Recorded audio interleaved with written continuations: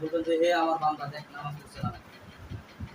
তারপরে তখন বান্দারা নামাজের জন্য উৎসাহিত হবে, বলবে যে আল্লাহ বলবে যে তুমি যে দুনিয়ার মধ্যে ছিলা তুমি কি নামাজ পড়ছিল নাকি, বা নামাজ না পড়লে বলবে যে হ্যাঁ আল্লাহ আমি নামাজ পড়ছি।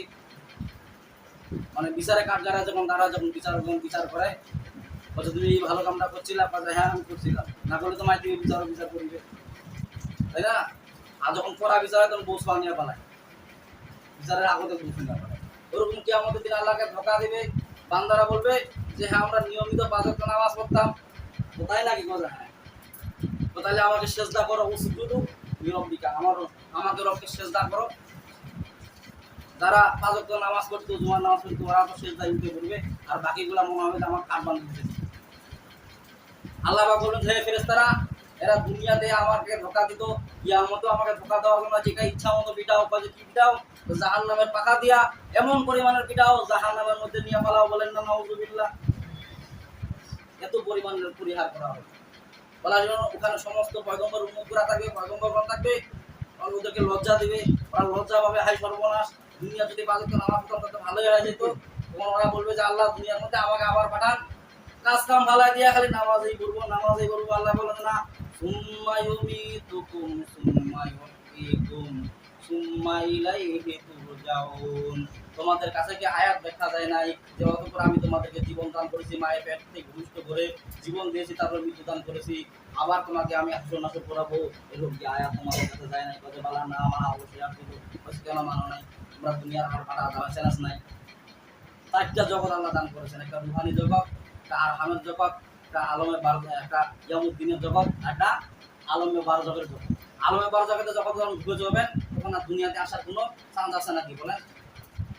এই যে মায়ের পেট থেকে আপনি দুনিয়া যাচ্ছেন, এখন আপনার বাকি মায়ের পেটে ঢুকে পাবেন? হ্যাঁ, ঢোকার কোনো চান্স আছে যে আমি মায়ের পেট থেকে বাইরে হয়েছি আবার মায়ের পেটে ঢুকবো? ওই যে অন্যজন ভাই যে ফেকটা বাইরে ঘুরবে ঘরে দিই আছে না নাই, কিন্তু কোনো কাম হবে নাকি? কোনো কাম হবে না। মায়ের পেট থেকে আপনি দুনিয়ার মধ্যে আসেন, আবার দুনিয়া থেকে মায়ের পেটে যেতে পারবেন না, কিন্তু আলমে বারজাখাতে পকেটে ঠিকই যেতে পারবেন।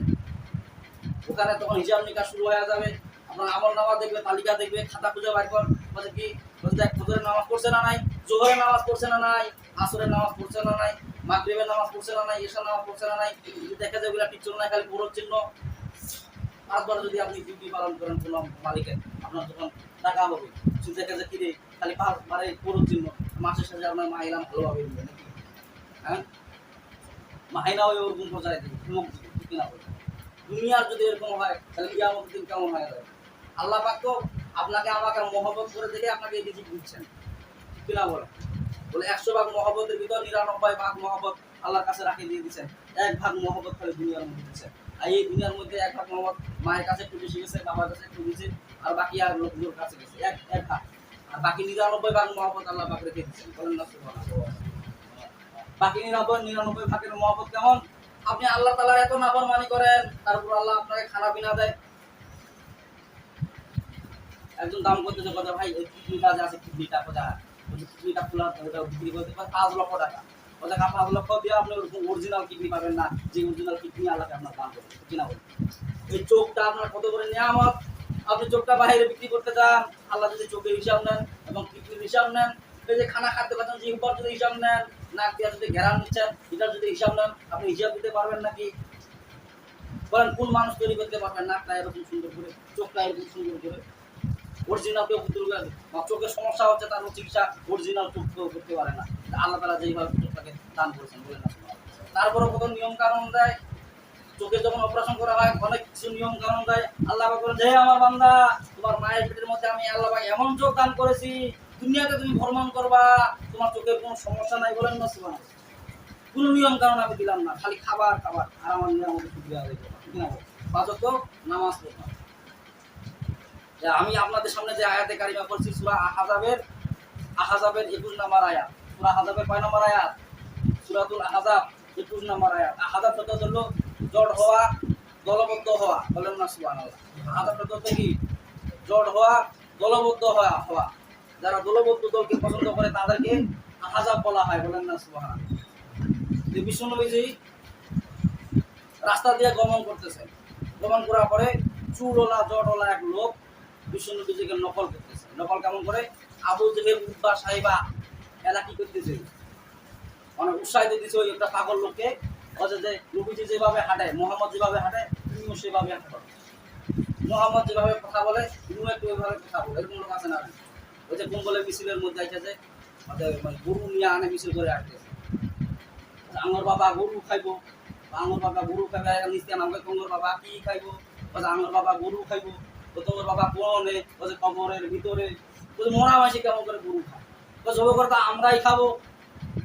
কথা আমরা জিজ্ঞাসা করা হলো যে আপনি কি ফজরের নামাজ পড়ছেন? বলছেন না। তো জোহরের নামাজ পড়ছেন? বলছেন না। তো তোমার বাবা গরু খাবো, গরু নিয়ে ফালাফালি করো, কি আমাদের দিন গরু নিয়ে ফালাফালি করলে হবে নাকি? নামাজ নিয়ে জান্নাতীরা ফালাফালি করবে, বলেন না সুবহান। নামাজ পড়ার দরকার আছে না নাই? তোমার বাবা তো কবরের মধ্যে গেছে, কবরের মধ্যে যে কি পরিমাণ না পাঠানো হচ্ছে, আর তুমি গরু নিয়ে ফালাফালি লাফালাফি করতেছো।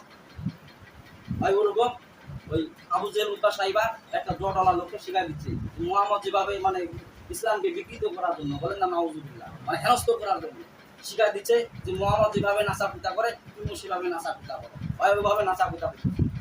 তখন বিষ্ণুনবী ফলো করলেন আর মুস্কি মুস্কি হাসতেছেন, আসলে ওনাকে ডাকে বললেন যে এদিকে আসেন। আসলেও বলছি তুমি আমি যেভাবে হাঁটি তুমি সেভাবে হাঁটলা, আমি যেভাবে চলাফেরা করি সেভাবে তুমি চলাফেরা করলা, কিন্তু মুহাম্মদ যেটা বলে সেটা তো তুমি বললা না।